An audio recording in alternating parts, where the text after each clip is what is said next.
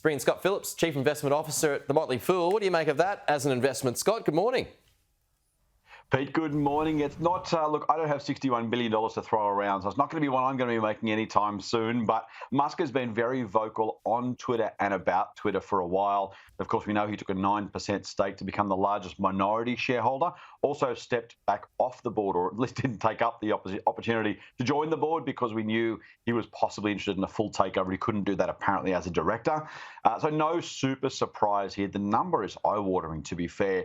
This is a business with $3 billion worth of revenue, paying something close to 15 odd times, this is US dollars, 15 odd times sales for a platform that hopefully we assume, wants to make a more profitable business, but also talking a lot about free speech, a lot about what he sees as Twitter's role, that the town square, as he calls it, so a regular phrase. And so that's a big one. So does Musk want to make a lot of money out of this? Does he want to have influence? Does he simply want to stand up for what he sees as free speech, less censored speech?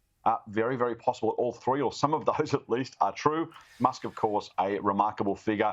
Very hard to pin down. Hard to know exactly what Musk's motivation is. Okay, some interesting figures you raised there, bearing in mind that Twitter is nowhere near the highest used social media platform, if that makes sense. But you mentioned there, so he's bought the deal for $61 billion and only makes $3 billion in revenue.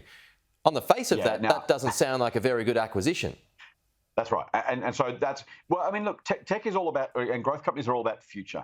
Let's be clear, Musk ran Tesla for years before it even made a cent in profit. So he's no stranger to long-term planning and hope he can turn something small and unprofitable into something a lot bigger and a lot more useful.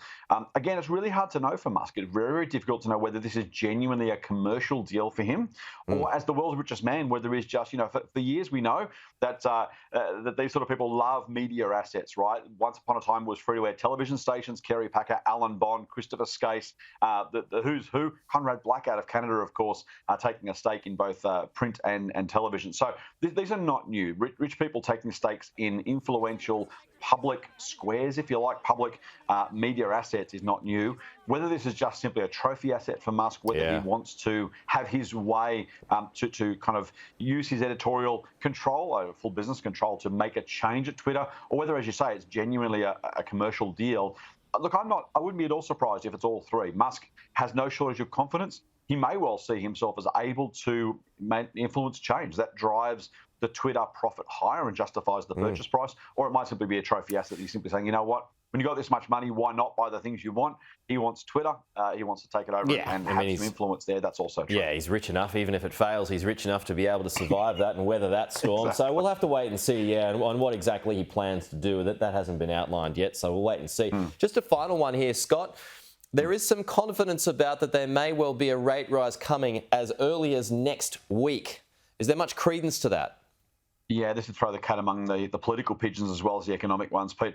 There is some credence to the possibility. No one's actually forecasting it as a lock. What they're saying now is there's even fewer reasons for the RBA to wait. So if we take the politics off the table, I'm someone who does believe the RBA is desperately trying to be apolitical. Different people have different views about whether they will or won't and why they will or why they won't politically. I think that's all a bit overdone. The reality is going to be they don't want to be involved in an election campaign. Of course, they last raised rates during an election campaign back in 2007 in John Howard's re-election campaign. So they won't want to be seen as political, but equally they don't want to duck the hard issues. There are fewer reasons to wait, is the view of many economists. Some in the bond market saying there's a 50-50 chance in May and almost certainty for June or July. They're coming. Question is whether it happens next week or maybe a couple of months' time. But it really would change the landscape meaningfully financially. But of course, politically, we can't avoid with the election coming up in just a few weeks' time. Okay, Scott, good to see you. We'll chat to you soon.